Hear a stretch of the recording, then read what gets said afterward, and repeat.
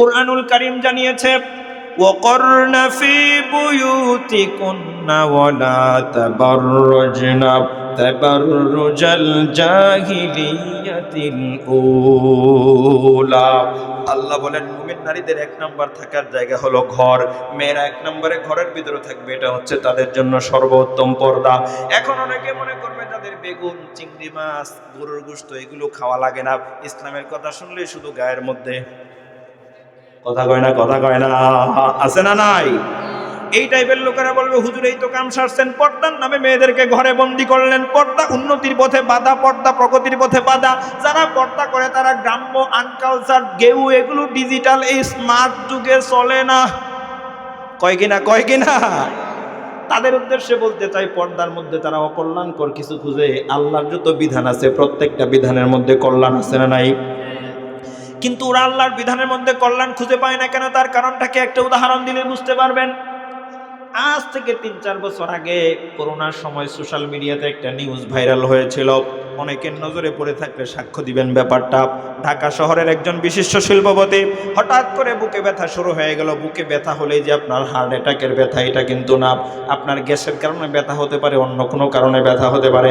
যত বড় লোক নামাজ কালাম তো পড়ে না, তাদের চিন্তা তত বেশি না কম, মরার ডর তত বেশি না কম।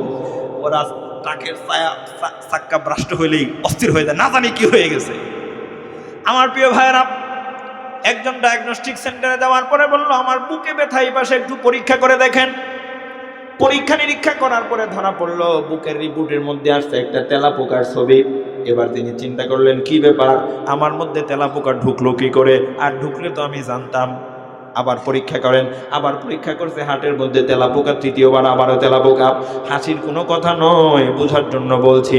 3বার পরীক্ষা নিরীক্ষা করার পরে প্রত্যেকবার তেলাপোকার ছবি বাসার পরে রেগে মেগে অন্য আরেকটা জায়গায় চিকিৎসা করাতে গেল। ভালো করে নিবিড়ভাবে ঠান্ডা মাথায় পরীক্ষা নিরীক্ষা করার পরে ধরা পড়লো হাটের মধ্যে তেলাপোকা তো দূরের কথা, একটা কোনো নাই, হাট একেবারে ভালো। তিনি অস্থির হয়ে বললেন আবার পরীক্ষা করেন। ডাক্তার বললেন না না, আর পরীক্ষা করা দরকার নাই, আমি খুবই মনোযোগ দিয়ে পরীক্ষা করেছি, কিন্তু আমি অন্য জায়গায় পরীক্ষা করেছি, 3বার তেলাপোকার ছবি, আপনার এখানে কোনো নাই, কারণটা কি? কয় আগের জায়গায় পরীক্ষা করার পরে তেলাপোকার ছবি ধরা পড়ছে। কেন? এটার আমি একটা ব্যাখ্যা দিই আপনাকে। কয় শোনেন, আগে যেই জায়গায় পরীক্ষা করছেন আপনার হার্ট ভালো, আমি সিউরিটি দিতে পারি আমাদের রিপোর্টের মধ্যে কোনো ভুল নাই, কিন্তু ওখানে তেলাপোকার ছবি ধরা পড়ার একটা কারণ এমন হতে পারে মেশিনের ভিতরে যে কোনোভাবে তেলাপোকা ঢুকছে। আচ্ছা আপনারা বলেন তো, মেশিনের ভিতরে যদি তেলাপোকা নিয়ে 1বার 2বার 3বার না, যতবার পরীক্ষা করা হবে প্রত্যেকবার হার্টের ছবির মধ্যে তেলাপোকা ভাসার সম্ভাবনা আছে না নাই? হার্ট ভালো মেশিন, জোরে বলেন, হার্ট ভালো মেশিন। হার্টের ভিতরে তেলাপোকা রেখে যেমন ওই আপনার মেশিনের ভিতরে তেলাপোকা রেখে যেমন ভালো হার্টের পরীক্ষার মধ্যে তেলাপোকার ছবি ভাসে, ঠিক তেমনি ভাবে ইসলামের যত বিধান আছে প্রত্যেকটা বিধান ভালো। ইসলামে নামাজের বিধান ভালো, ইসলামে হজের বিধান ভালো, ইসলামে যাকাতের বিধান কল্যাণকর, ইসলামে জিহাদের বিধান কল্যাণকর, ইসলামে সুদের বিধান কল্যাণকর, ইসলামের যত ধরনের বিধান আছে, জিনার শাস্তির বিধান কল্যাণকর, পর্দার বিধান কল্যাণকর। কিন্তু যারা বলে পর্দার মধ্যে কল্যাণ নাই, পর্দার সমালোচনা করে, তাদের চিন্তার মধ্যে নাস্তিক্যবাদের তেলাপোকা ঢুকছে, তাদের চিন্তার মধ্যে ইহুদি খ্রিস্টানের তেলাপোকা ঢুকছে, তাদের চিন্তার মধ্যে ইসলাম বিদ্বেষী মুনাফিকের তেলাপোকা ঢুকেছে। যতক্ষণ না পর্যন্ত তাদের চিন্তাকে পরিশুদ্ধ না করবে ততক্ষণ পর্যন্ত ইসলামের জিহাদের না, যাকাতের না, রোজার না, হজের না, সুদের না, জিনার আইনের না, পর্দার না, ইসলামের কোনো বিধানের কল্যাণ তাদের সামনে ধরা পড়বে না। ঠিক কিনা? তাহলে 1 নাম্বার কথা, মেয়েরা থাকবে কোথায়? জোরে বলেন কই? এখন আপনাদের মনে একটা প্রশ্ন থাকবে, হুজুর মেয়েরা কি ঘরের বাইরে বের হবে না? প্রশ্ন আছে কিনা মাথার মধ্যে? আছে। বুখারী শরীফ 1ম খণ্ডের বর্ণনা, আম্মাজান হযরত আয়েশা সিদ্দিকা রাদিয়াল্লাহু আনহা থেকে বর্ণিত আছে, তিনি বলেন আল্লাহর নবীজি বলেছেন, ও আমার আয়েশা তুমি শুনে রাখো, মেয়েদের যখন প্রয়োজন পড়বে আনতাখরুজনা হাজাতাকুন আনতাখরুজনা ফি হাজাতিকুন্না, মেয়েরা ঘরের বাইরে যেতে পারবে যখন তাদের হাজত হবে। এই হাজত যেমন শারীরিক প্রয়োজন অথবা অন্য কোনো একান্ত বিশেষ প্রয়োজনও বোঝায়। মুহাদ্দিসগণ অনেক ব্যাখ্যা করেছেন। তাহলে বোঝা গেল একান্ত বিশেষ প্রয়োজনে মেয়েদেরকে ঘরের বাইরে যাওয়ার পারমিশন দিয়েছেন বিশ্ব নবীজি। ঠিক কিনা? এলাকার মেয়েরা বলবে ভবানীপুরি হুজুর বলে গিয়েছে মেয়েরা ঘরের বাইরে যেতে পারবে, চলো চলো বাইরে চলো। ইচ্ছে মতো যেতে পারবে নাকি? কিভাবে যাবে সেটা আল্লাহ মূলনীতি বলে দিয়েছে কোরআনুল কারীমে। ওয়ালা তাবাররুজনা তাবার, কয় নাম্বার বড় ভাই, কয় নাম্বার? 1 নাম্বার না 2 নাম্বার? 6 মিনিট সময় দিলাম, তাড়াতাড়ি আসবেন। এরপরে যদি না আসেন বিয়া করবেন, বউর লাগে হয়ে থাকবেন, কিছু করতে পারবেন না।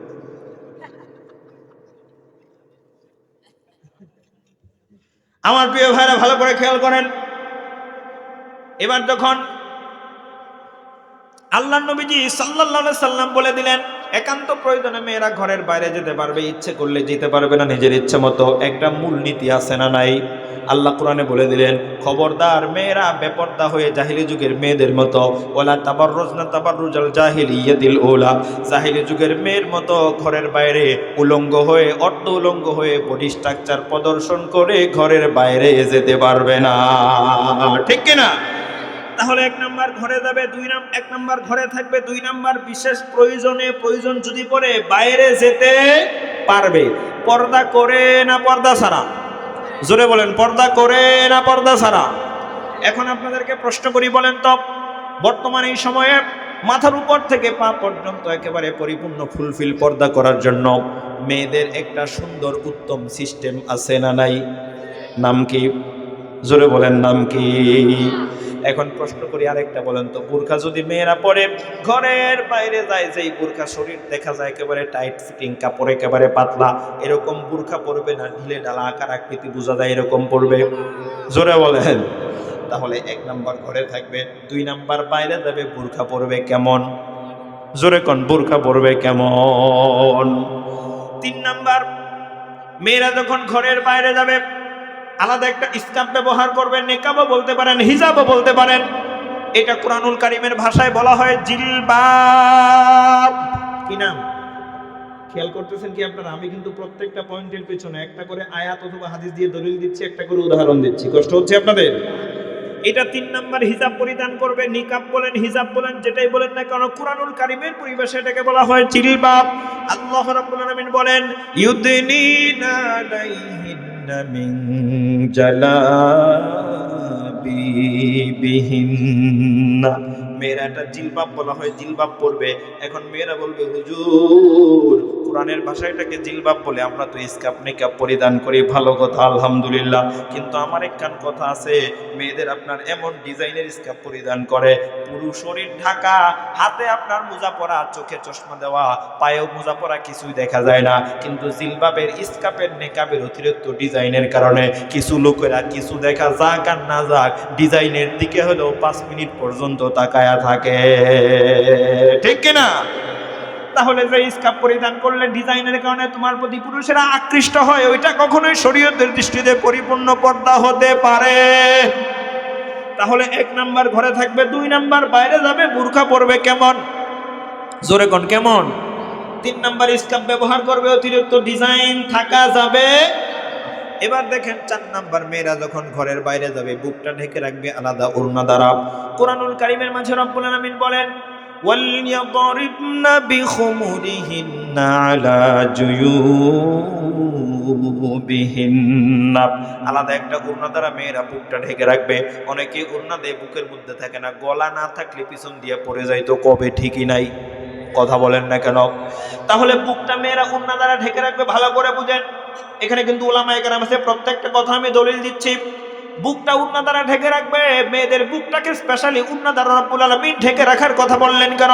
শুনলে আশ্চর্য হয়ে যাবেন, অটোমেটিক মুখ থেকে আল্লাহু আকবার প্রতিধ্বনি বের হয়ে আসবে, মগজ দিয়ে একটু চিন্তা করেন। মুফাসসিরিনে কেরামগণ উল্লেখ করেছেন স্পেশালি বুকটা ঢেকে রাখার কারণ হলো মায়েদের বুকের মধ্যে রব্বুল আলামিন মানব জাতির খাবার হিসাবে একটা মহা নিয়ামত দান করেছেন, যেটা আপনি আমি সবাই খেয়ে বড় হয়েছি। সেই সম্পর্কে কোরআনে রব্বুল আলামিন বলেন ওয়াল ওয়ালিদাতু ইউরদি'না আওলাদাহুন্না হাউলাইনি কামিলাইন, প্রত্যেক মা এর স্তন থেকে সন্তান বুকের দুধ পান করবে পরিপূর্ণ 2 বছর পর্যন্ত। আমার কথা বুঝে থাকলে বলেন, সন্তানকে পরিপূর্ণ 2 বছর পর্যন্ত বুকের দুধ পান করার অধিকার তিনি দিয়েছেন, তিনি কে? আমার প্রিয় ভাইরা, সন্তানকে বুকের দুধ পান করার অধিকার দিয়েছেন আল্লাহ। এখন অনেক মায়েরা আছে শরীয়তের কোনো কারণ ছাড়াই, স্পেশালিস্ট ডাক্তার, দিনদার ডাক্তারের পরামর্শ ছাড়াই বডি স্ট্রাকচার নষ্ট হইয়া যাইব, এজন্য বুকের দুধ পান করে না। কয় ডানো আনো লেকটুজেন 1, কথা কয় না, কথা কয় না, কথা কয় না। বডি স্ট্রাকচার নষ্ট হয়ে যাওয়ার জন্য এগুলো খাওয়ায় যেন ঠিক থাকে বডি স্ট্রাকচার। ও আমার মা বোনেরা, আল্লাহর দেওয়া অধিকার থেকে সন্তানকে বঞ্চিত করা যাবে না। বঞ্চিত করলে কেমন বিপদ হবে শুনেন। 2007 থেকে 20 সাল পর্যন্ত ওই 20 বছরের একটা রিপোর্টের মধ্যে আমি দেখেছি, স্বাস্থ্য রিপোর্ট, ওয়ার্ল্ড হেলথ অর্গানাইজেশন, বিশ্ব স্বাস্থ্য সংস্থার একটা রিপোর্টের মধ্যে দেখেছি আমি। ওখানে তারা দেখিয়েছে যে সমস্ত মেয়েদের এই 20 বছরের স্তন ক্যান্সার হয়েছে, তাদের যে সমস্ত কারণ আছে, তাদের মধ্যে শতকরা 25% মেয়েদের স্তন ক্যান্সার হওয়ার অন্যতম কারণ হলো তারা তাদের সন্তানদেরকে বুকের দুধ পান করাতো না। নাউজুবিল্লাহ বলবেন না? আবার যে সমস্ত মেয়েদের বুকের দুধ পান না করানোর কারণে স্তন ক্যান্সার হতো, তাদের মধ্যে 3 থেকে 4% আবার স্তন কেটে ফেলে দেওয়া লাগছে। তাহলে দেখেন কি মুশকিল। আল্লাহ দিলেন অধিকার, আপনি রাখলেন বঞ্চিত, হলো ক্যান্সার। বডি স্ট্রাকচারের জন্য এটা করলেন, কিন্তু বডি তো কেটে ফেলে দেওয়া লাগলো। আমার এখন তো এই কথা বলাই লাগে, প্রিয় ভাইরা, আপনি বডি স্ট্রাকচার ঠিক রাখার জন্য বুকের দুধ পান করালেন না। বডি যদি কেটে ফেলে দেওয়া লাগে, বডি যদি না থাকে, স্ট্রাকচার ঠিক থাকার কোনো প্রশ্নই আসে না, ঠিক কিনা? একটু জবান খুলে বলেন, পর্দার বিধান নাজিল করেছেন কে? আর একটু আস্তে বলেন, নাজিল করেছেন কে? পর্দা করা কি? বাবা কয় নাম্বার? বাজান কয় নাম্বার? হ্যাঁ ঠিক আছে, আঙ্গুল দেখায় যাবেন, 6 মিনিট সময়। আল্লাহ তাআলা কবুল করুন, পড়েন আমিন। পর্দা বিধান ফরজ করেছেন কে? পর্দা করা কি সুন্নত না নফল? জোরে বলতে হবে, সুন্নত না নফল? ফরজ। আমার প্রিয় ভাইরা, খুব ভালো করে শোনেন, যে সমস্ত মা এবং বোনেরা আল্লাহর বিধান মেনে পর্দা সহকারে নিজের জীবনটা অতিবাহিত করবে, আল্লাহ রাব্বুল আলামিন ওই সমস্ত পর্দাওয়ালা মা বোনদেরকে দুনিয়াতে মিনিমাম পুরস্কার দিবেন 3টা। জোরে বলেন কয়টা? আরো জোরে, একসাথে। 3টা পুরস্কার। 1 নম্বর পুরস্কারের নাম হচ্ছে নিরাপত্তা। সবাই বলেন 1 নম্বর পুরস্কারের নাম কি? 2 নম্বর পুরস্কারের নাম হচ্ছে সম্মান। আস্তে করে বলেন, 2 নম্বর পুরস্কারের নাম কি? 3 নম্বর পুরস্কারের নাম হচ্ছে সৌন্দর্য। একসাথে সবাই মিলে বলেন 3 নম্বর পুরস্কারের নাম কি? পর্দা মানলে পুরস্কার কয়টা? নিরাপত্তা, সম্মান, সৌন্দর্য। আমার প্রিয় ভাইরা, বিশ্বনবীজি সাল্লাল্লাহু আলাইহি সাল্লাম বলেন, যে সমস্ত মা এবং বোনেরা 4টি কাজ করতে পারবে দুনিয়াতে, ফালতাদখুল মিন আইয়ি আবওয়াবিল জান্নাতি শাআত, ওই সমস্ত মা বোনেরা যদি পর্দা করে চলে আরো 3টি কাজ করতে পারে, আল্লাহর নবীজি বলেন কিয়ামতের দিন তাদের জন্য জান্নাতের 8টি দরজা খুলে দেওয়া হবে। নিজের ইচ্ছে মতো যে কোনো দরজা দিয়ে বেহেশতে প্রবেশ করতে পারবে। জোরে কোন সুবহানাল্লাহ। দুনিয়াতে মিনিমাম পুরস্কার পাবে 3টি, আর কিয়ামতের দিন পর্দাওয়ালা মা বোনদের জন্য জান্নাতের 8টি দরজা খোলা। জোরে বলেন আল্লাহু আকবার। 1 নম্বর পুরস্কারের নাম কি? জোরে বলতে হবে, সবাই বলেন। 2 নম্বর, একসাথে বলেন। 3 নম্বর সৌন্দর্য। অনেকে চুপ করে বসে আছে। আচ্ছা, এটা হচ্ছে একটা ওপেন ক্লাসরুম, এটা হচ্ছে উন্মুক্ত একটা ক্লাসের জায়গা। ওই কয় নাম্বার পিচ্ছি? ওই কয় নাম্বার? এই নাম্বার ছাড়া নাকি? বসো, কোনো নড়াচড়া নাই। আমার সম্মানিত ভাইরা ভালো করে খেয়াল করেন, এই 3টি পয়েন্টে কথা বলে আজকে আমরা বিদায় নেব। 1 নম্বর পুরস্কারের নাম হচ্ছে নিরাপত্তা, 2 নম্বর পুরস্কারের নাম হলো সম্মান, 3 নম্বর পুরস্কারের নাম হলো সৌন্দর্য। যে সমস্ত মা এবং বোনেরা আল্লাহর বিধান পর্দা মেনটেন করে চলবে, তাদেরকে কিভাবে রব্বুল আলামিন নিরাপত্তার ব্যবস্থা করলেন ভালো করে খেয়াল করেন। হাদিসের মধ্যে আছে তিরমিজি শরীফের বর্ণনা, عن عبد الله بن مسعود رضي الله تعالى عنه قال قال النبي সাল্লাল্লাহু আলাইহি ওয়াসাল্লাম, আল মারআতু আওরাতুন ইযা খারাজাত ইস্তাশরাফাহা শাইতান। আল্লাহর নবীজির প্রিয় সাহাবী হযরতে আব্দুল্লাহ ইবনে মাসউদ রাদিয়াল্লাহু আনহু থেকে বর্ণিত আছে, তিনি বলেন আল্লাহর নবীজি বলেছেন, নারীরা হলো আওরাত। জোরে বলেন কি? আরো জোরে। আল্লাহর নবী নারীদেরকে আওরাত বলেছেন, এরপরে বলেছেন ওয়া ইযা খারাজাত ইস্তাশরাফাহা শাইতান। এই আওরাত যখন ঘরের বাইরে বেপরদা অবস্থায় বের হয়, শয়তান তখন তাদেরকে অন্য পুরুষের সামনে সুসজ্জিত করে দেখায়, ঠিক কি না? আল্লাহর নবী নারীদেরকে আওরাত বলেছেন। এখন আমাদের বুঝতে হবে আওরাত কাকে বলা হয়। মুহাদ্দিসিনে কেরামগণ আওরাত শব্দের অনেকগুলো অর্থ করেছেন। আওরাত শব্দের তিনটা প্রসিদ্ধ অর্থ আমি আপনাদেরকে শোনাই। আওরাত শব্দের এক নম্বর অর্থ হলো গোপনে রাখার বস্তু। এক নম্বর অর্থ কি? গোপনে রাখার বস্তু। আওরাত শব্দের আরেকটা অর্থ হলো লুকিয়ে রাখার বস্তু। কি? আওরাত শব্দের আরেকটা অর্থ হলো ঢেকে রাখার বস্তু। আল্লাহর নবী মেয়েদেরকে আওরাত বলেছেন, মানে মেয়েরা নিজেদেরকে পর্দার মধ্যে লুকিয়ে রাখবে, ঢেকে রাখবে, গোপনে রাখবে। লুকিয়ে রাখার সঙ্গে ঢেকে রাখার সঙ্গে গোপনে রাখার সঙ্গে নিরাপত্তার কি সম্পর্ক? ভালো করে বুঝেন। আপনাদের যাদের বাড়িতে শোকেস আলমারি আছে আপনাদের এলাকায়, বুঝে শুনে বলবেন কিন্তু। দা, শাবল, কোদাল, ধান কাটার কাঁচি, এই টাইপের যন্ত্রপাতি যেগুলো আছে, কোরাল, এগুলো কেউ আপনাদের এলাকায় শোকেসের মধ্যে রাখে না কই রাখে? যারা কথা বললেন না, কই রাখেন? বাইরে রাখেন, রান্না করে রাখেন, অথবা গোয়াল ঘরে রাখেন, ঠিক কিনা? ভালো করে বুঝেন আমি কোন পয়েন্টটাতে টাচ করতে চাই। কিন্তু আপনার বাড়ির যত মূল্যবান সম্পদ আছে, স্বর্ণালংকার, টাকা পয়সা, জমির দলিল, আপনার একটু পিছাইবেন, আমার বাবাজিরা দেখতে পারতেছে না, একটু পিছাইবেন, সবাই দেখতে দেন। কিন্তু আপনার বাড়ির যত মূল্যবান সম্পদ আছে, স্বর্ণালংকার, টাকা পয়সা, জমির দলিল, পাসপোর্ট, এগুলো কই রাখেন? রান্না করে রাখেন তো? গোয়াল ঘরে কই রাখেন? এখন যদি আমি আপনাদেরকে প্রশ্ন করি, এগুলো কেন শোকেসের মধ্যে লুকিয়ে রাখেন, আলমারিতে কেন ঢেকে রাখেন, গোপনে রাখেন কেন? আপনারা প্রশ্নের জবাব দিবেন, হুজুর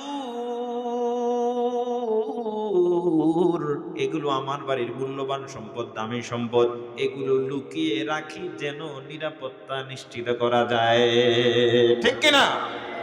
আপনার বাড়ির দামি সম্পদ লুকিয়ে রাখতে যেমন নিরাপত্তা নিশ্চিত হয়, আল্লাহর নবী বলেন আদ-দুনিয়া কুল্লুহা মাতা ওয়া খায়রু মাতা'আদ দুনিয়া আল মারআতুন সালিহা। এই পৃথিবীতে যত দামি আর মূল্যবান নিয়ামত আছে, তার মধ্যে অন্যতম দামি আর মূল্যবান একটা নিয়ামত হলো নেককার নারী, নেককার স্ত্রী। আল্লাহর নবী নারীদেরকে দামি নিয়ামত বলেছেন, আবার বলেছেন আওরাত বানায়া পর্দার মধ্যে লুকিয়ে রাখো, ঢেকে রাখো, গোপনে রাখো। আপনার বাড়ির দামি সম্পদ লুকিয়ে রাখলে যেমন নিরাপত্তা নিশ্চিত হয়, যে সমস্ত মা এবং বোনেরা আল্লাহর বিধান পর্দা মেনটেন করে আওরাত বানায়া পর্দার মধ্যে নিজেকে লুকিয়ে রাখবে, ঢেকে রাখবে, গোপনে রাখবে, ওই সমস্ত পর্দাওয়ালা মা বোনদেরকে আল্লাহ রাব্বুল আলামিন আপনার আমার বাড়ির দামি সম্পদের চাইতেও হাজারো গুণ বেশি নিরাপত্তা দিয়ে দিবে। জোরে কন্যা সুবহানাল্লাহ। পর্দা মেনে চলার এক নাম্বার পুরস্কারের নাম হলো নিরাপত্তা। একটু সবাই মিলে বলেন, এক নাম্বার পুরস্কারের নাম কি?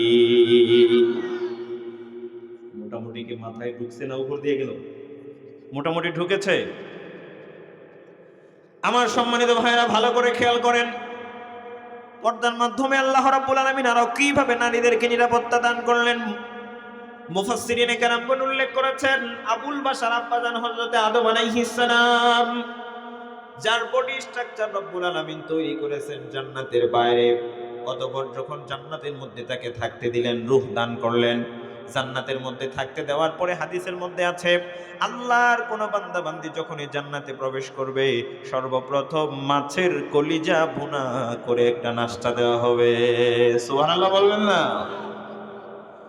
এরপরে জান্নাতের মধ্যে আল্লাহর বান্দা বান্দিরা দাঁড়িয়ে থাকবে, মাথার একটুখানি উপর দিয়ে একটা পাখি উড়ে যাবে, দেখতে বড় চমৎকার লাগে।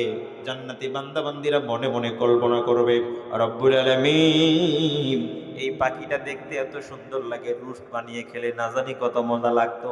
আর বাঙালিরা যে খাওয়ার পাগল, খাওয়া আছে যেখানে আমরা আছি অনেকেই বলে বাগানে খাওয়ার আগে মায়ের। আমাদের যত জায়গায় খাওয়া আছে প্রত্যেকটা জায়গায় লোকজন বেশি হয় না কম? খাওয়া আছে যেখানে আমরা আছি। ভাই কয় নাম্বার? 5 নাম্বার দেখাইছে, কোন দিকে যাবে আল্লাহ ভালো জানে। বাড়ি যাইবো ডাইরেক্ট গেট লক গাড়ি। আমার প্রিয় ভাইরা ভালো করে খেয়াল করেন, আমাদের জন্মদিনের অনুষ্ঠানে খাওয়া দাওয়া আছে না নাই? মৃত্যুবরণ করলে খাওয়া, বিয়েতে ছেলের বাড়িতে খাওয়া, আবার মেয়ের বাড়িতে খাওয়া। কথা ছিল অলিমার অনুষ্ঠান হবে, কিন্তু মেয়ের বাড়িতে জোর করে খাওয়া দাওয়া আছে না নাই? আবার মৃত্যুবরণ করলে খাওয়া। আমাদের ছেলেরা তো কোনো কিছু হলেই পরে পার্টির আয়োজন করে। আমার প্রিয় ভাইরা, আমার কাছে একটা বিষয় আফসোস লাগে, কেউ মরলে যখন খাওয়া দাওয়া করা হয়, যেই লোকটা অসহায় বৃদ্ধ মানুষ অসুস্থ হয়ে বিনা চিকিৎসায় ধুকে ধুকে মারা গেল, ইন্তিকাল করার আগে যেই ব্যক্তির কাছে 10 টাকা দিয়ে গ্যাসের ট্যাবলেট কিনে দেওয়ার মতো কোনো শুভাকাঙ্ক্ষী আত্মীয় স্বজন খুঁজে পাওয়া যায় নাই, কিন্তু তিনি ইন্তিকাল করার পরে এক শ্রেণীর কিছু আত্মীয় স্বজনেরা হাজির হয়ে তার নামে লাখো টাকা খরচ করে খাওয়া দাওয়ার আয়োজন করে। ঠিক কিনা? মরার আগে গেছিলা কই? গ্যাসের ট্যাবলেট কিনে দেওয়ার মতো কাউকে পাওয়া যায় নাই। এক চাইতে মানবতার সঙ্গে নিকৃষ্ট আচরণ আর কিছুই হতে পারে না। আমার সম্মানিত ভাইরা, আমাদের ছেলেরা আবার বারবিকিউ খেতে পছন্দ করে। ওই যে মনে মনে কল্পনা করেছে রব্বুল আলামিন এই পাখিটা রুশ বানিয়ে খেলে না জানি কত মজা লাগতো, মনে মনে কল্পনা করেছে, মুখে উচ্চারণ করে নাই। সঙ্গে সঙ্গে এই যে হুজুর বসে আছে দেখেন, হাদিসের মধ্যে আছে তরফাতুল আইন, মানে কি? চোখের আমরা পলক ফেলি না, চোখের পলক পড়তে যতটুকু সময় লাগে, মুহাদ্দিসিনে কেরামগণ বলেন মনের কল্পনাটা এর চাইতে আরো অনেক আগে বাস্তবায়ন করে তাদের সামনে জান্নাতি প্লেটে করে সুগন্ধিযুক্ত রুস্ট হাজির করে দেওয়া হবে। এরপরে জান্নাতের মধ্যে আছে 4 ধরনের নহর। আল্লাহু আকবার বলেন। মাসালুল জান্নাতিল্লাতী ওয়াইদাল মুত্তাকুন ফিহা আনহারুম মিন মাইন গায়রি আসিন ওয়া আনহারুম মিন লাবানিন লাম ইয়াতাগায়্যার তা'মুহু ওয়া আনহারুম মিন খামরিন লাযযাতিন লিশ-শারিবিন وأنهار من عسل مصفى ولهم فيها من كل الثمرات। জান্নাতের মধ্যে আছে আপনার 4 ধরনের নহর। এক নাম্বার হচ্ছে স্বচ্ছ পানির ঝর্ণা, মিনারেল ওয়াটার। 2 নম্বরে আছে দুধের ঝর্ণা। এরপরে আছে আপনার শরাবের ঝর্ণা। তারপরে আছে মধুর ঝর্ণা। বিভিন্ন রকমের ফলমূল আছে। আমি আপনাদেরকে যেই পয়েন্টটাতে ফোকাস করতে চাই ভালো করে বুঝে নেন। আব্বাজান হযরত আদম আলাইহিস সালামকে তৈরি করা হলো জান্নাতের বাইরে, থাকতে দিলেন আল্লাহ জান্নাতের মধ্যে। আব্বাজান আদম আলাইহিস সালাম মাছের কলিজা ভুনা খায়, পাখির নুশ খায়, জান্নাতের পানির ঝর্ণা থেকে পানি পান করে, মধুর ঝর্ণা থেকে মধু পান করে, দুধের ঝর্ণা থেকে দুধ পান করে, শরাবের ঝর্ণা থেকে শরাব পান করে। বিভিন্ন রকমের ফলমূল আব্বাজানের জন্য জান্নাতের মধ্যে আছে। এখন আমি আপনাদেরকে প্রশ্ন করতে চাই, যারা সজাগ আছেন মেহেরবানি করে জবাব দিবেন। বলেন তো আব্বাজানের জন্য জান্নাতের মধ্যে কি খাবারের কোনো অভাব আছে নাকি? আরামায়েশের কোনো অভাব আছে নাকি? ভালো করে বুঝে নেন, আব্বাজানের জন্য জান্নাতের মধ্যে খাবারের কোনো অভাব নাই, আরামায়েশের কোনো অভাব নাই, সব কিছু আছে। এরপরেও কেন যেন শূন্যতা শূন্যতা অনুভব করে। সব কিছুই আছে, এরপরেও খালি খালি লাগে, মনে হয় কি যেন নাই, আর একটু কি যেন হলো ভালো হতো।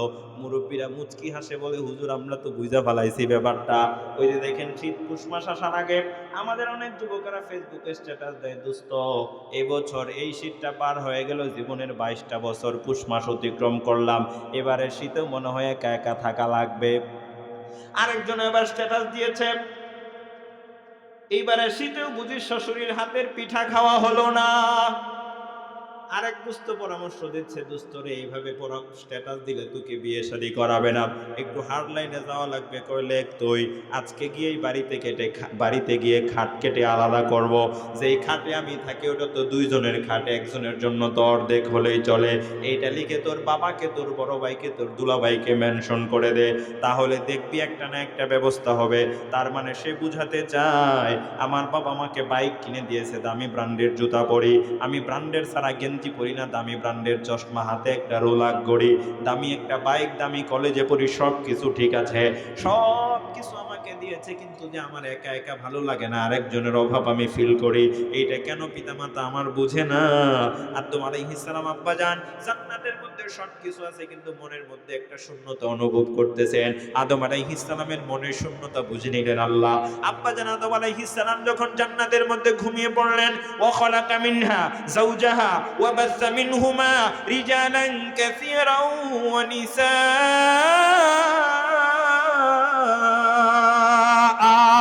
আব্বাজান আদম আলাইহিস সালাম যখন জান্নাতের মধ্যে ঘুমিয়ে পড়লেন, মুফাসসিরিনে কেরামগণ বলেন আব্বাজানের থেকে তখন জান্নাতের ভিতরে আম্মাজান হযরতে হাওয়া আলাইহিস সালামকে রব্বুল আলামিন তৈরি করলেন। ভালো করে হৃদয় দিয়ে, দিল দিয়ে কথাটা অনুধাবন করেন। আব্বাজানকে তৈরি করলেন জান্নাতের বাইরে, আম্মাজানকে তৈরি করলেন কোথায়?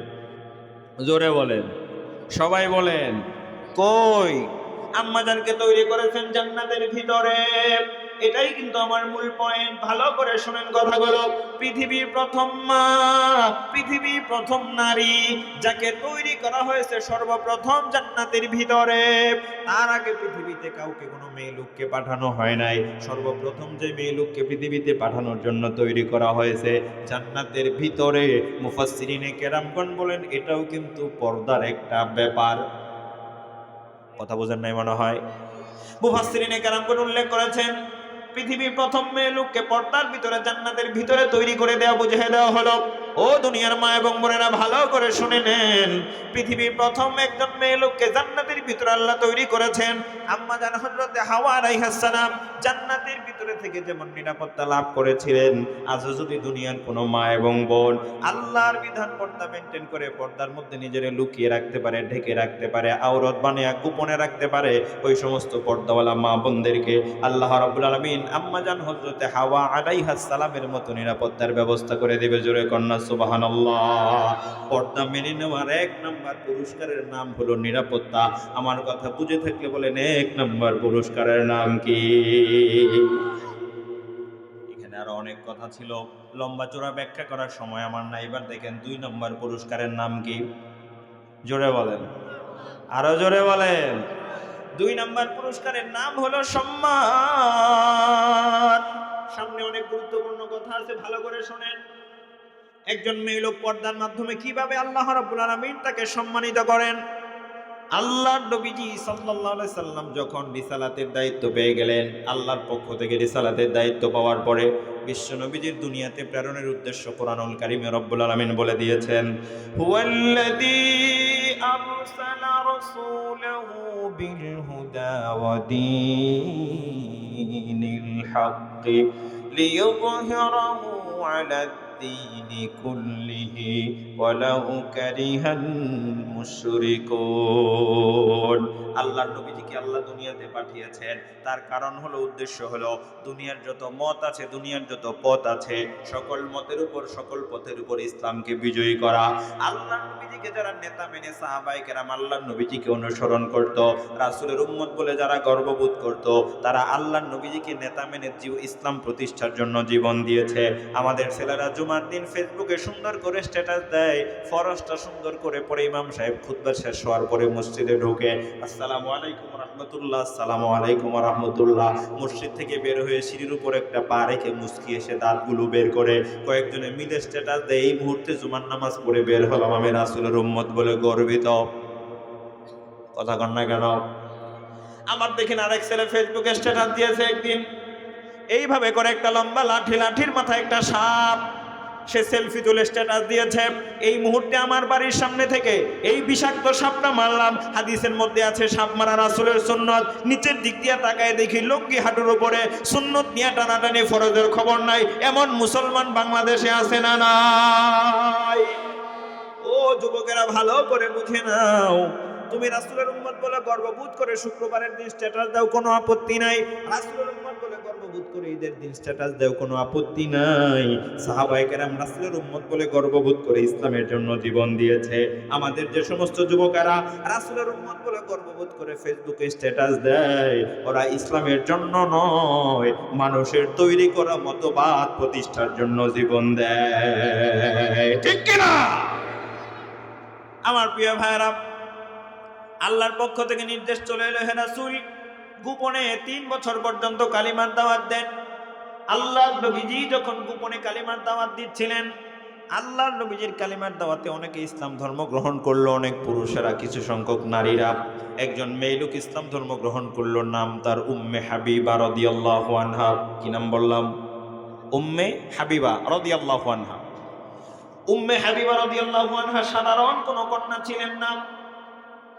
মক্কার নেতা, মক্কার পার্লামেন্টের সদস্য আবু সুফিয়ান রাদিয়াল্লাহু আনহু, তার কন্যা ছিলেন উম্মে হাবিবা রাদিয়াল্লাহু আনহা। মক্কার একটা পার্লামেন্ট ছিল, তার নাম হলো দারুন নদওয়া। কি নাম? বাংলাদেশের পার্লামেন্টের নাম কি? জাতীয় সংসদ ভবন। মক্কা পরিচালনা করার জন্য একটা পার্লামেন্ট ছিল, সেই পার্লামেন্টের নাম হলো দারুন নদওয়া।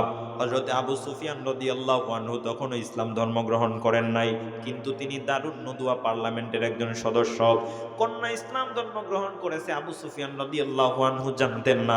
3টা বছর যখন গোপনে তিনি কাজ করতেছিলেন, তিনি ইসলাম ধর্ম গ্রহণ করার পরে তার স্বামীকে কালিমার দাওয়াত দিলেন। তার স্বামীর নাম উবাইদুল্লাহ বিন জাহাশ। তাদের ঘরে আল্লাহ একজন কন্যা সন্তান দান করেছিলেন।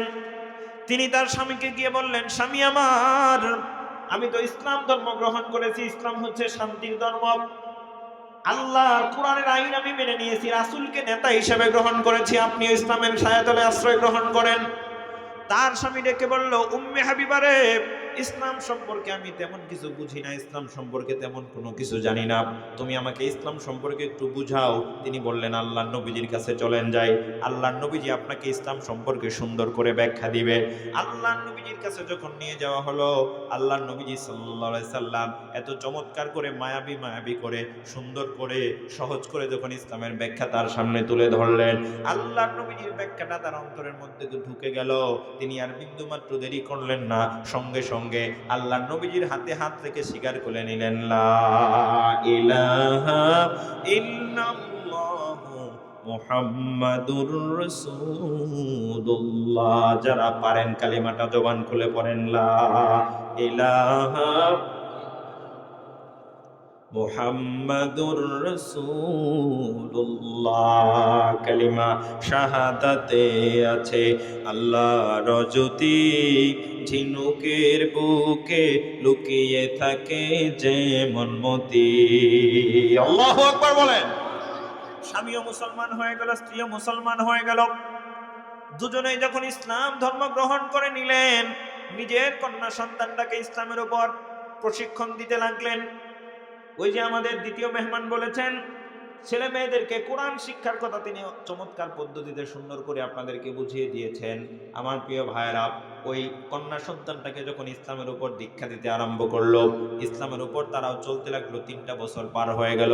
আল্লাহর পক্ষ থেকে নির্দেশ চলে এলো, ফাসদা বিমা তুমার ওয়া আরিদ আনিল মুশরিকিন। হে রাসূল, এতদিন আপনি গোপনে ইসলামের প্রচার করেছিলেন, আজকে থেকে আল্লাহর পক্ষ থেকে নির্দেশ চলে এসেছে, আর গোপনে ইসলাম প্রচার করার কোনো সুযোগ নাই, প্রকাশ্যে কালিমার দাওয়াত দেন। ভালো করে শুনে নেন, আল্লাহর নবী যখন গোপনে কালিমার দাওয়াত দিয়েছিলেন, আল্লাহর নবীকে তখন অনেকে বলতো আল আমিন। মুহাম্মদের মতো ভালো মানুষ মক্কা নগরে নাই, মুহাম্মদের মতো সৎ লোক মক্কা নগরে নাই।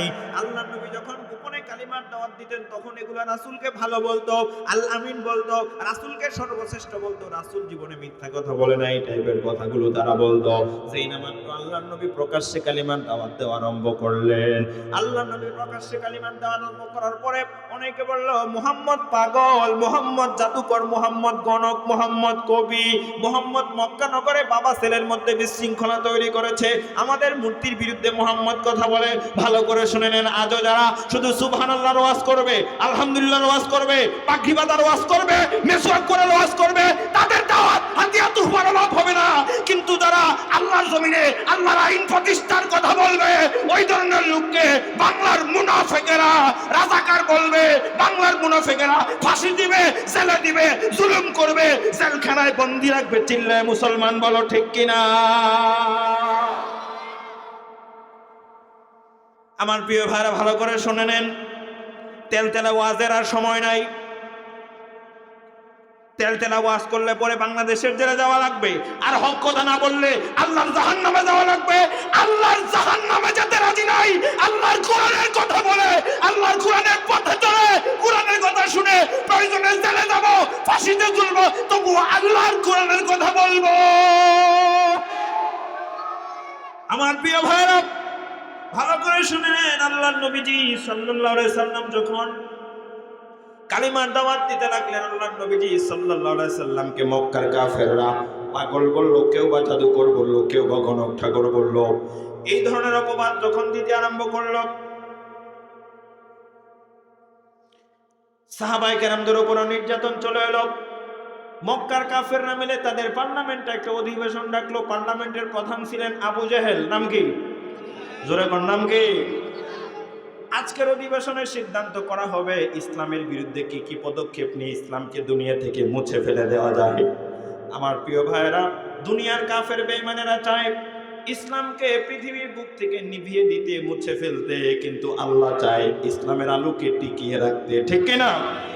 আল্লাহ রাব্বুল আলামিন বলেন, ইউরিদুনা লিইউতফিউ নূরাল্লাহি বিআফওয়াহিহিম ওয়াল্লাহু মুতিম্মু নূরিহি ওয়ালাউ কারিহাল কাফিরুন। দুনিয়ার কাফের বেঈমানেরা চায় ইসলামের আলোকে দুনিয়া থেকে নিভিয়ে দিতে, আল্লাহ চায় ইসলামের আলোকে দুনিয়াতে প্রজ্বলিত রাখবেন। বলেন, সিদ্ধান্ত বাস্তবায়িত হবে কার? মক্কার পার্লামেন্টে আজকে বিল উত্থাপন করা হয়েছে যে মুহাম্মদের এবং ইসলামকে চিরতরে মক্কা থেকে মুছে ফেলে দেওয়ার জন্য, দুনিয়া থেকে মুছে ফেলে দেওয়ার জন্য এক এক পার্লামেন্টের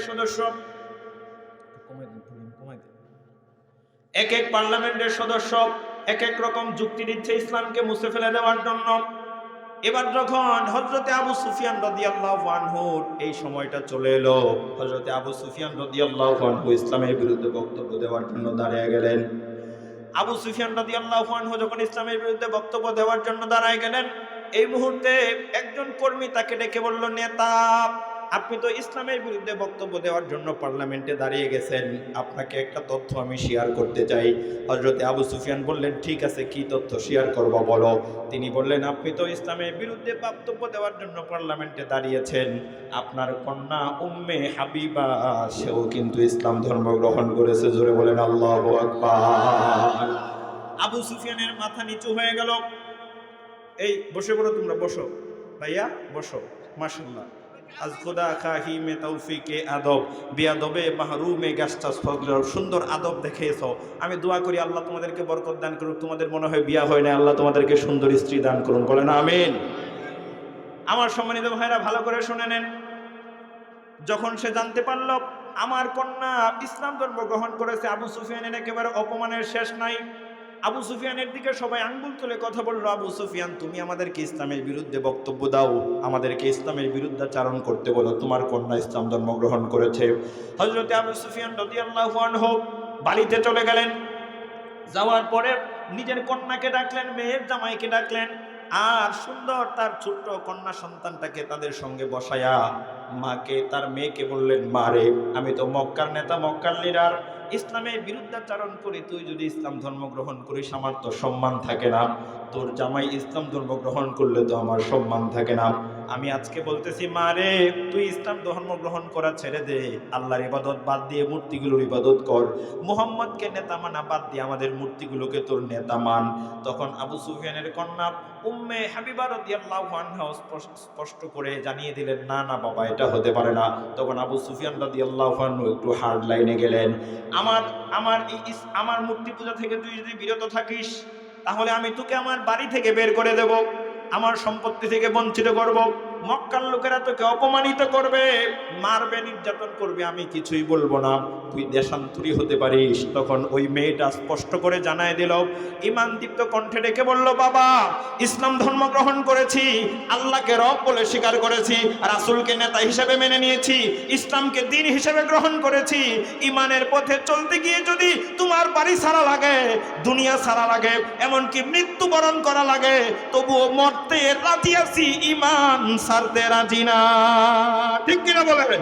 হে মুসলমান বান্দা খোদার, একটি ব্যবসা শিখে নাও, ব্যবসা করার পুঁজি হে থাপ, আল্লাহ মাবুদ রাসূল নেতা। ঠিক কিনা? রাসূল ছাড়া আমাদের কোন নেতা আছে? চিল্লা বলেন, রাসূল ছাড়া কোন নেতা আছে? ও যুবকেরা, মুসলমানরা, তোমাদেরকে বলতে চাই, তোমরা যখন মিছিল করো, নারায়ে তাকবীর, আল্লাহু আকবারের স্লোগান দিয়ে মিছিল করা লাগবে। কোন মুসলমানের বাচ্চা আল্লাহর নামের স্লোগান ছাড়া অন্য কোন মুসলমানের মিছিলে অংশগ্রহণ করা জায়েজ নাই। কথা বলেন না কেন আপনারা?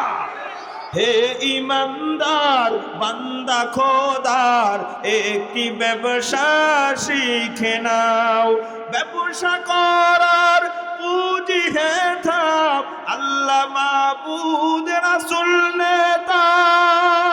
ঠিক কিনা? তবে খুশখবর তোমার, হে ইমানদার বান্দা খোদার, একটি ব্যবসা শিখে নাও। লিল্লাহে তাকবীর, লিল্লাহে তাকবীর। কোরআন সুন্নাহর আলো, সংসদে জালো। কি ঘরেই রাখবেন না? কোরআনের আইন সংসদে চলবে না? আমরা ঘর সালামো নিজের কথা মতো, সংসদ চলবে ব্রিটিশদের আইন দিয়া। কথা বলেন। আমার প্রিয় ভাইরা, ভালো করে শুনে নেন। এবার যখন মুসলমানদের উপর নির্যাতন চলে এলো, আবু সুফিয়ানের কন্যা উম্মে হাবিবা রাদিয়াল্লাহু আনহা এবং তার স্বামীর উপরও যখন মারাত্মক নির্যাতন চলে এলো, আল্লাহর নবীজির কাছে তারা গেলেন। যাওয়ার পরে বললেন, ইয়া রাসূলুল্লাহ, আমরা তো ঈমানের কারণে নির্যাতনের সম্মুখীন হয়ে গেলাম।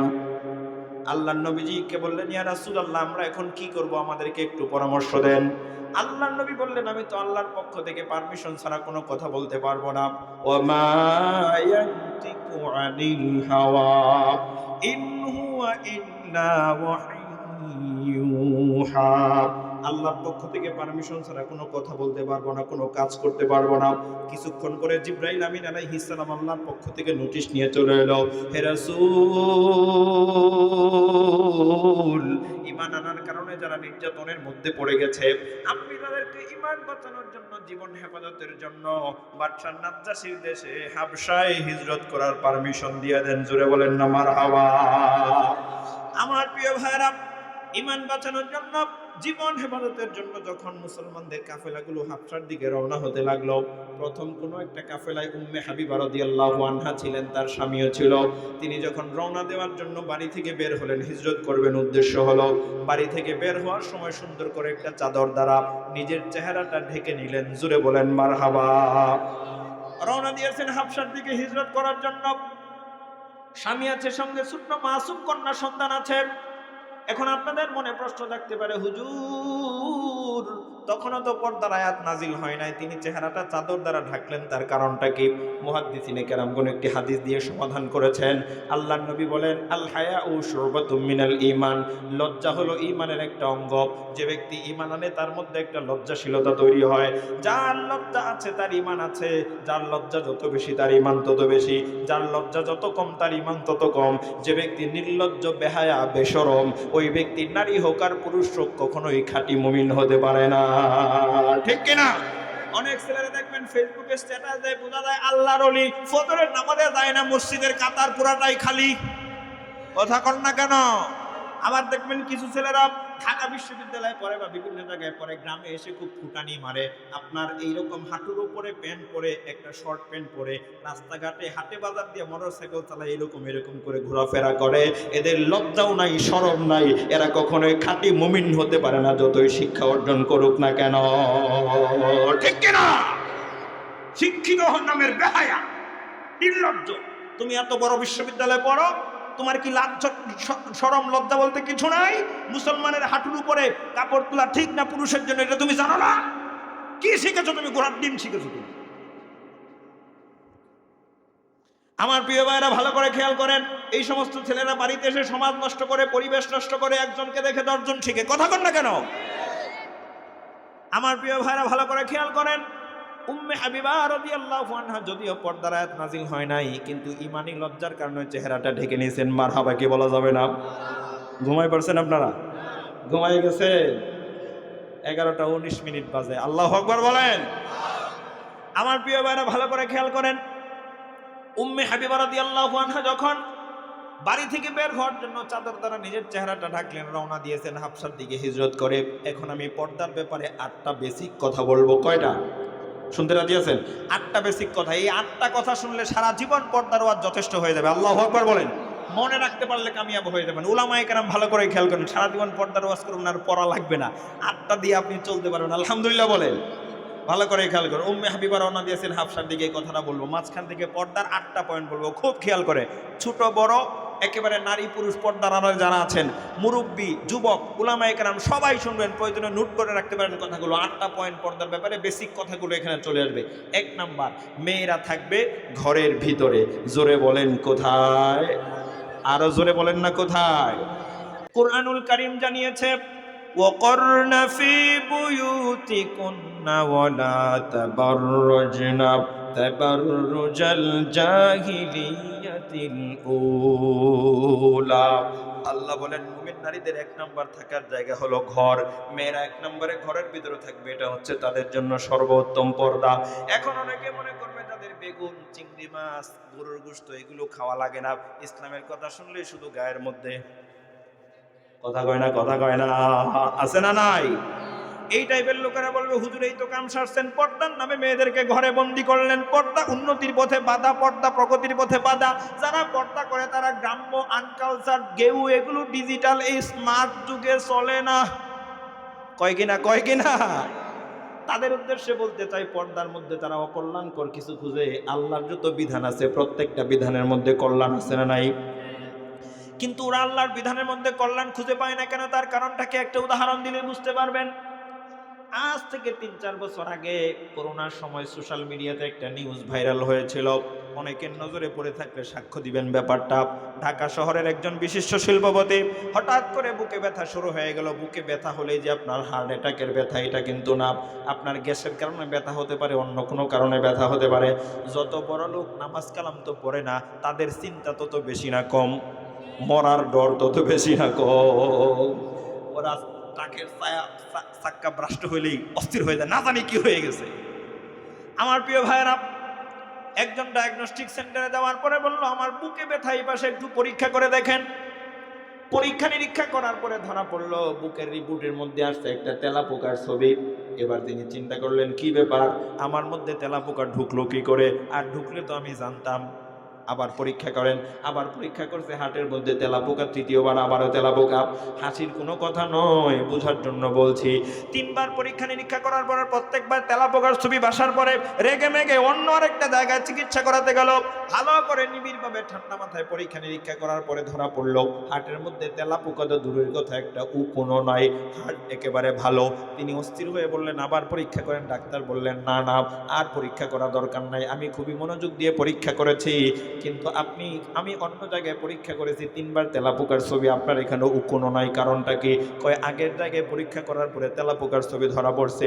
কেন? এটার আমি একটা ব্যাখ্যা দিই আপনাকে। কয় শোনেন, আগে যেই জায়গায় পরীক্ষা করছেন আপনার হার্ট ভালো, আমি সিউরিটি দিতে পারি আমাদের রিপোর্টের মধ্যে কোনো ভুল নাই, কিন্তু ওখানে তেলাপোকার ছবি ধরা পড়ার একটা কারণ এমন হতে পারে মেশিনের ভিতরে যে কোনোভাবে তেলাপোকা ঢুকছে। আচ্ছা আপনারা বলেন তো, মেশিনের ভিতরে যদি তেলাপোকা নিয়ে 1বার 2বার 3বার না, যতবার পরীক্ষা করা হবে প্রত্যেকবার হার্টের ছবির মধ্যে তেলাপোকা ভাসার সম্ভাবনা আছে না নাই? হার্ট ভালো মেশিন, জোরে বলেন, হার্ট ভালো মেশিন। হার্টের ভিতরে তেলাপোকা রেখে যেমন ওই আপনার মেশিনের ভিতরে তেলাপোকা রেখে যেমন ভালো হার্টের পরীক্ষার মধ্যে তেলাপোকার ছবি ভাসে, ঠিক তেমনি ভাবে ইসলামের যত বিধান আছে প্রত্যেকটা বিধান ভালো। ইসলামের নামাজের বিধান ভালো, ইসলামে হজের বিধান ভালো, ইসলামে যাকাতের বিধান কল্যাণকর, ইসলামে জিহাদের বিধান কল্যাণকর, ইসলামে সুদের বিধান কল্যাণকর, ইসলামের যত ধরনের বিধান আছে, জিনার শাস্তির বিধান কল্যাণকর, পর্দার বিধান কল্যাণকর। কিন্তু যারা বলে পর্দার মধ্যে কল্যাণ নাই, পর্দার সমালোচনা করে, তাদের চিন্তার মধ্যে নাস্তিক্যবাদের তেলাপোকা ঢুকছে, তাদের চিন্তার মধ্যে ইহুদি খ্রিস্টানের তেলাপোকা ঢুকছে, তাদের চিন্তার মধ্যে ইসলাম বিদ্বেষী মুনাফিকের তেলাপোকা ঢুকেছে। যতক্ষণ না পর্যন্ত তাদের চিন্তাকে পরিশুদ্ধ না করবে, ততক্ষণ পর্যন্ত ইসলামের জিহাদের না, যাকাতের না, রোজার না, হজের না, সুদের না, জিনার আইনের না, পর্দার না, ইসলামের কোনো বিধানের কল্যাণ তাদের সামনে ধরা পড়বে না। ঠিক কিনা? তাহলে এক নাম্বার কথা, মেয়েরা থাকবে কোথায়? জোরে বলেন কই? এখন আপনাদের মনে একটা প্রশ্ন থাকবে, হুজুর মেয়েরা কি ঘরের বাইরে বের হবে না? প্রশ্ন আছে কিনা মাথার মধ্যে? আছে। বুখারী শরীফ প্রথম খণ্ডের বর্ণনা, আম্মাজান হযরত আয়েশা সিদ্দিকা রাদিয়াল্লাহু আনহা থেকে বর্ণিত আছে, তিনি বলেন আল্লাহর নবীজি বলেছেন, ও আমার আয়েশা তুমি শুনে রাখো, মেয়েদের যখন প্রয়োজন পড়বে আনতাখরুজনা হাজাতাকুন আনতাখরুজনা ফি হাজাতিকুন্না, মেয়েরা ঘরের বাইরে যেতে পারবে যখন তাদের হাজত হবে। এই হাজত যেমন শারীরিক প্রয়োজন অথবা অন্য কোনো একান্ত বিশেষ প্রয়োজনও বোঝায়। মুহাদ্দিসগণ অনেক ব্যাখ্যা করেছেন। তাহলে বোঝা গেল একান্ত বিশেষ প্রয়োজনে মেয়েদেরকে ঘরের বাইরে যাওয়ার পারমিশন দিয়েছেন বিশ্বনবীজি। ঠিক কিনা? এলাকার মেয়েরা বলবে, ভবানীপুরি হুজুর বলে গিয়েছে মেয়েরা ঘরের বাইরে যেতে পারবে। চলো চলো বাইরে চলো। ইচ্ছে মতো যেতে পারবে নাকি? কিভাবে যাবে সেটা আল্লাহ মূলনীতি বলে দিয়েছে কোরআনুল কারীমে। ওয়ালা তাবাররুজনা তাবার, কয় নাম্বার বড় ভাই? কয় নাম্বার? 1 নাম্বার না 2 নাম্বার? 6 মিনিট সময় দিলাম, তাড়াতাড়ি আসবেন। এরপরে যদি না আসেন বিয়া করবেন, বউর লাগে হয়ে থাকবেন, কিছু করতে পারবেন না।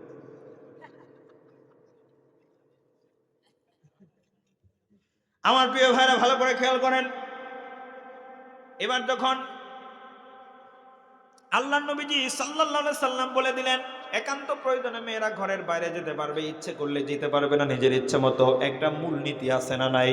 আল্লাহ কোরআনে বলে দিলেন, খবরদার মেয়েরা বেপর্দা হয়ে জাহিলি যুগের মেয়েদের মতো, ওয়ালা তাবাররুজনা তাবাররুজাল জাহিলিয়াতিল উলা, জাহিলি যুগের মেয়ের মতো ঘরের বাইরে উলঙ্গ হয়ে, অর্ধ উলঙ্গ হয়ে বডি স্ট্রাকচার প্রদর্শন করে ঘরের বাইরে যেতে পারবে না।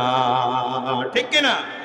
তাহলে 1 নাম্বার ঘরে যাবে, 1 নাম্বার ঘরে থাকবে, 2 নাম্বার বিশেষ প্রয়োজনে, প্রয়োজন যদি পড়ে বাইরে যেতে পারবে। পর্দা করে না পর্দা ছাড়া? জোরে বলেন, পর্দা করে না পর্দা ছাড়া? এখন আপনাদেরকে প্রশ্ন করি, বলেন তো, বর্তমানে এই সময়ে মাথার উপর থেকে পা পর্যন্ত একেবারে পরিপূর্ণ ফুলফিল পর্দা করার জন্য মেয়েদের একটা সুন্দর উত্তম সিস্টেম আছে না নাই? নাম কি? জোরে বলেন, নাম কি? এখন প্রশ্ন করি আরেকটা, বলেন তো, বোরকা যদি মেয়েরা পরে ঘরের বাইরে যায়, যেই বোরকা শরীর দেখা যায় একেবারে টাইট ফিটিং, কাপড় একেবারে পাতলা, এরকম বোরকা পরবে না ঢিলে ঢালা আকার আকৃতি বোঝা যায় এরকম পরবে? জোরে বলেন। তাহলে 1 নাম্বার ঘরে থাকবে, 2 নাম্বার বাইরে যাবে, বোরকা পরবে কেমন? জোরে কোন, বোরকা পরবে কেমন? 3 নাম্বার, মেয়েরা যখন ঘরের বাইরে যাবে আলাদা একটা স্কার্ফ ব্যবহার করবেন, নিকাবও বলতে পারেন, হিজাবও বলতে পারেন। এটা কোরআনুল কারীমের ভাষায় বলা হয় জিলবাব। কি নাম? খেয়াল করতেছেন কি আপনারা? আমি কিন্তু প্রত্যেকটা পয়েন্টের পিছনে একটা করে আয়াত অথবা হাদিস দিয়ে দলিল দিচ্ছি, একটা করে উদাহরণ দিচ্ছি। কষ্ট হচ্ছে আপনাদের? এটা 3 নাম্বার, হিজাব পরিধান করবে। নিকাব বলেন, হিজাব বলেন, যেটাই বলেন না কেন, কোরআনুল কারীমের পরিভাষায় এটাকে বলা হয় জিলবাব। আল্লাহ রাব্বুল আলামিন বলেন, ইউদনিনা আলাইহিন্না মিন জালাবিবিহিন্না। মেয়েরা একটা জিলবাব বলা হয়, জিলবাব পরবে।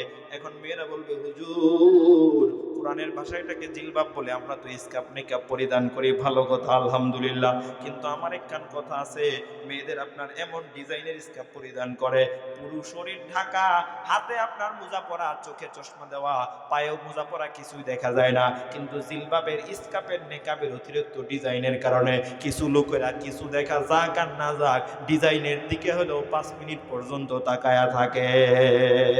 ঠিক কিনা? তাহলে যে স্কার্ফ পরিধান করলে ডিজাইনের কারণে তোমার প্রতি পুরুষেরা আকৃষ্ট হয়, ওইটা কখনোই শরীয়তের দৃষ্টিতে পরিপূর্ণ পর্দা হতে পারে। তাহলে 1 নাম্বার ঘরে থাকবে, 2 নাম্বার বাইরে যাবে, বোরকা পরবে কেমন, জোরে কোন কেমন। 3 নাম্বার স্কার্ফ ব্যবহার করবে, অতিরিক্ত ডিজাইন থাকা যাবে।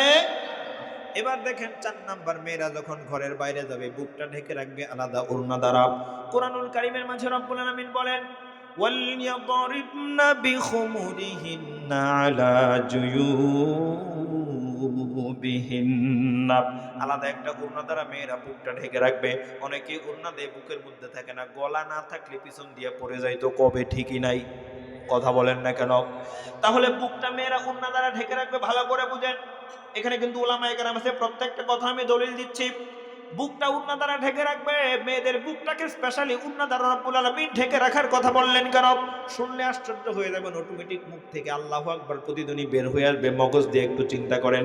মুফাসসিরিনে কেরামগণ উল্লেখ করেছেন স্পেশালি বুকটা ঢেকে রাখার কারণ হলো মায়েদের বুকের মধ্যে রব্বুল আলামিন মানব জাতির খাবার হিসাবে একটা মহা নিয়ামত দান করেছেন, যেটা আপনি আমি সবাই খেয়ে বড় হয়েছি। সেই সম্পর্কে কোরআনে রব্বুল আলামিন বলেন ওয়াল ওয়ালিদাতু ইউরদি'না আওলাদাহুন্না হাউলাইনি কামিলাইন, প্রত্যেক মা এর স্তন থেকে সন্তান বুকের দুধ পান করবে পরিপূর্ণ 2 বছর পর্যন্ত।